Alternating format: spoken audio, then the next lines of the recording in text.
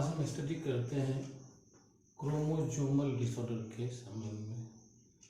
तो इस तरह के डिसऑर्डर तब होते हैं जब एक या अधिक क्रोमोसोम या तो बढ़ जाते हैं या घट जाते हैं या उसके क्रोमोसोम के एबनॉर्मल अरेंजमेंट होते हैं। तो chromosomal disorder occurs due to excess or absence of chromosomes or abnormal arrangement of chromosomes। तो ये आपके सिलेबस में 3 तरह के क्रोमोसोमल डिसऑर्डर हैं, एक डाउन सिंड्रोम, टर्नर सिंड्रोम और क्लेनफेल्टर सिंड्रोम। तब हम लोग पहले देखते हैं डाउन सिंड्रोम।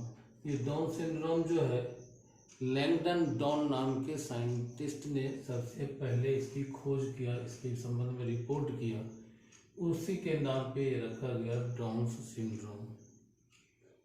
तो it occurs due to presence of an extra copy of chromosome 21 that is trisomy of 21st chromosome, यानी कि 21st पेयर जो क्रोमोसोम होते हैं, जैसा कि आपको पता है क्रोमोसोम पेयर में अरेंज रहते हैं, एक पेयर में 2 होना चाहिए। तो कुल मिला के 46 क्रोमोसोम्स होते हैं, तो 23 पेयर्स हुआ। तो 21st जो पेयर होते हैं उसमें क्या होता है, नन डिसजंक्शन के कारण, यानी क्रोमोसोम दोनों तरफ सेपरेट होने में फेल हो जाते हैं और एक तरफ 2 के बदले 3 चले जाते हैं, यानी कि ट्राइसोमी हो जाते हैं। तो इसी कारण यह होता है। तो it was first reported by Langdon down in 1866 और affected individual shows the following symptoms. जिस व्यक्ति में ये होता है, ये बीमारी, ये क्रोमोसोमल डिसऑर्डर, उसमें कुछ सिम्टम्स दिखते हैं, कैरेक्टरिस्टिक्स होते हैं। जैसे क्या है, शॉर्ट स्टेचर, ऐसे इंडिविजुअल छोटे साइज के होते हैं। स्मॉल राउंड हेड छोटे होते हैं, राउंड होते हैं। और अ फ्लैट बैक, पीठ जो होते हैं, बैक पोर्शन बिल्कुल सपाट होते हैं। और चौथा, पार्शियली ओपन माउथ, हमेशा मुंह थोड़ा सा खुला हुआ रहता है। और नेक्स्ट, फरोड टंग, जीभ में धंसान होते हैं, बीच में धंसे हुए होते हैं, बिल्कुल एक जैसे फ्लैट नहीं होते। और next, broad flat face, face भी फ्लैट जैसे दिखते हैं, सपाट दिखते हैं। और जी स्लैंटिंग आईज, तिरछी आंखें होती हैं, जिसको कन्हा लोग बोलते हैं। और स्मॉल एंड आर्क्ड पैलेट, तालू जो होते हैं वो आर्क होते हैं, कर्व होते हैं। और कनजेनिटल हार्ट डिजीज, जन्मजात उसको हृदय रोग होते हैं। और फिर मेंटल रिटार्डेशन, मानसिक रूप से वो कमजोर होते हैं। तो ये सारे सिम्टम हैं डाउन सिंड्रोम के। अब देखते हैं क्लेनफेल्टर सिंड्रोम। और ये जो होता है, एक एक्स्ट्रा एक्स क्रोमोसोम मेल में बढ़ने के कारण होता है, यानी कि इसमें इंडिविजुअल में 47 क्रोमोसोम्स हो जाते हैं। तो इसके देखिए characteristics, it occurs due to presence of an extra X chromosome in the male that is XXY। XY होता है फीमेल में, लेकिन ये एक एक्स क्रोमोसोम इसमें बढ़ जाता है, जिससे क्या होता है, इसमें फीमेल के कुछ कैरेक्टरिस्टिक आ जाते हैं।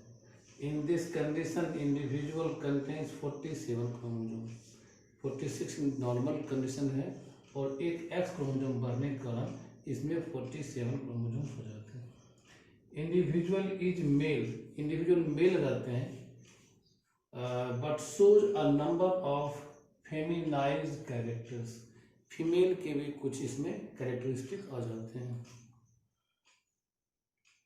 तो इसमें देखते हैं इंडिविजुअल के क्या क्या, जो इस तरह से डिसऑर्डर वाले इंडिविजुअल होते हैं, इस डिजीज से, डिसऑर्डर से ग्रसित होते हैं, सफरिंग होते हैं, उसमें कौन कौन से लक्षण होते हैं। तो पहला क्या हुआ, टॉल स्ट्रेचर विथ फेमिनाइज्ड फिजिक, यानी कि मेल है तो मेल की यूजुअली लंबाई थोड़ा फीमेल से अधिक होती है। तो क्या है, टॉल स्ट्रेचर है, लंबे करके हैं, विथ फेमिनाइज्ड फिजिक, और उसका चेहरा फिजिक जो है वो फीमेल जैसा कुछ दिखता है। दूसरा इसका जो करेक्टरिस्टिक है, सिम्टम्स है, वो है female type of pubic hair pattern. Female में जो प्यूबिक होते हैं, रिप्रोडक्टिव पार्ट्स में जो हेयर होते हैं उसको कहते हैं प्यूबिक हेयर। तो उसका जो पैटर्न है वो फीमेल टाइप के होते हैं। और तीसरी बात क्या है, पुअर बियर्ड ग्रोथ, दाढ़ी मूंछ उसके या तो बहुत कम होते हैं या नहीं होते हैं। और तीसरी बात, चौथी बात है ब्रेस्ट डेवलपमेंट, इसमें फीमेल की तरह इसमें ब्रेस्ट का डेवलपमेंट हो जाता है, जबकि मेल में ये रिड्यूस्ड होते हैं, लेकिन फीमेल में ब्रेस्ट डेवलप्ड होते हैं, तो ब्रेस्ट का भी डेवलपमेंट हो जाता है। और पांचवी बात है कि एस्टेरिलिटी, यानी नपुंसकता हो जाती है, यानी कि ये बच्चे पैदा नहीं कर सकते हैं। तो ये सारे लक्षण हैं क्लेनफेल्टर सिंड्रोम के। और इसके बाद हम फिर अगले जो क्या कहते हैं सिंड्रोम है, वो टर्नर सिंड्रोम है, उसकी चर्चा करेंगे। यह टर्नर सिंड्रोम, और टर्नर सिंड्रोम ये फीमेल में एक एक्स क्रोमोसोम के एब्सेंट होने के कारण होता है। फीमेल में 2 एक्स क्रोमोसोम होते हैं, सेक्स क्रोमोसोम XX, तो इसमें एक एक्स क्रोमोसोम एब्सेंट होता है, जिसके कारण टोटल क्रोमोसोम जो होता है फीमेल में वो 46 न होकर के 45 होते हैं। और इसका पता सबसे पहले टर्नर ने लगाया, इसलिए इसके नाम पर रखा गया टर्नर सिंड्रोम।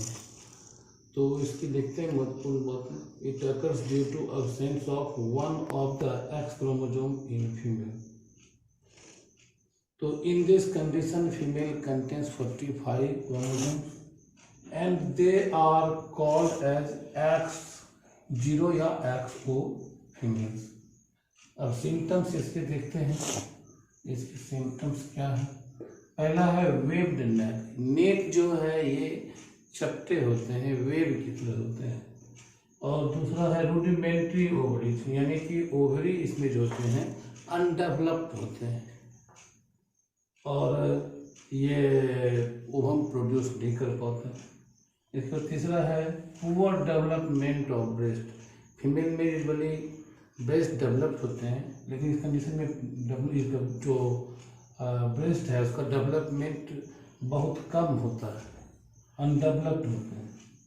और नेक्स्ट जो है क्या है, एस्टेरिलिटी, यानी कि नपुंसकता में होती है, ये महिला जो है, ये फीमेल जो है बच्चे पैदा नहीं कर सकती। और तीसरी ये नेक्स्ट जो है पांचवी बात, सेल शेप्ड थॉरैक्स, थॉरैक्स जो होना चाहिए फीमेल का उभरा हुआ तरह, वो नहीं होकर के सपाट होते हैं। तो ये सारे लक्षण हैं टर्नर सिंड्रोम के।